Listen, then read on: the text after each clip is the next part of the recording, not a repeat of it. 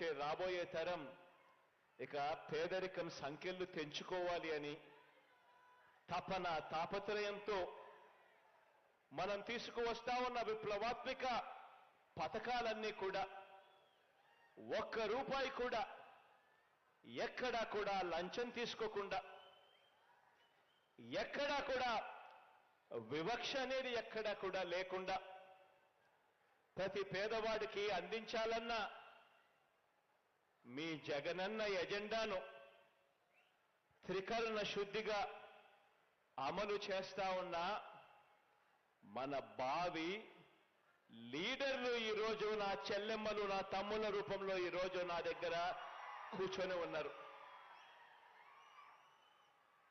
మొట్టమొదటి రోజు నేను చెప్పా, మీరు చేస్తా ఉన్నది ఉద్యోగాలు కాదని. మొట్టమొదటి రోజు నేను చెప్పా,